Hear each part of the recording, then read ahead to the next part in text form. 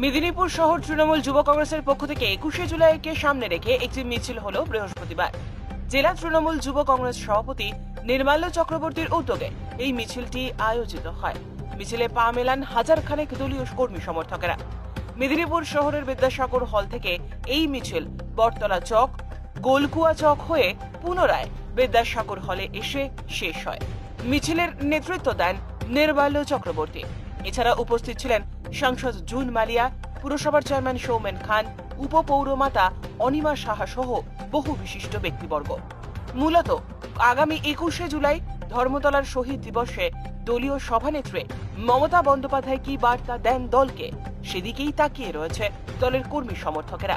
তাই 21শে জুলাই সমাবেশে উপস্থিত হবার জন্য যুব তৃণমূলের 21শে জুলাই সমাবেশে যোগ দেওয়ার এই মহা মিছিলের আয়োজন করা হয়।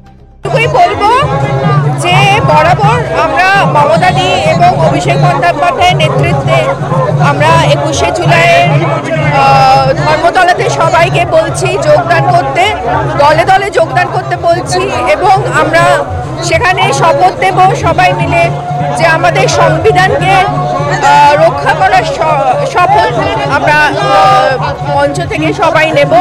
কারণ যেভাবে আপনারা সকলেই জানেন যে 1993 সালে 21শে জুলাই এই তারিখ আমরা কোনোদিনই ভুলব না। কারণ সেদিনকে স্বৈরাচারীদের বিরুদ্ধে আমাদের রক্তচক্ষুকে উপেক্ষা করে আমাদের নেত্রী মমতা বন্দ্যোপাধ্যায় কলকাতার রাজপথে নেমেছিলেন এবং সেই সময় সেই দিনটিতে তখন আমাদের বাম সাম্রাজ্যের পুলিশের হাতে নিহত হয়েছিল আমাদের 13 জন সৈনিকরা, আমাদের সহযোদ্ধারা। সেই লড়াই কিন্তু আজও থামেনি। ক্ষমতা লোভীরা যখনই ভারত এবং ভারতের মানুষের এগেনস্টে আঘাত আনার চেষ্টা করবে, আমরা তৃণমূল কংগ্রেস তার প্রতিবাদ করব এবং আগামী 21শে জুলাই সবাইকে বলব যেভাবে বাংলার মাটি মানুষ 2024-এর লড়াইয়ে আমাদের সাথে থেকেছেন এবং যোগদান দিয়েছেন, আশীর্বাদ করেছেন, একইভাবে বলবো যে 21শে জুলাইয়েও আপনারা সকলে আসুন, এই যুদ্ধে সামিল হন।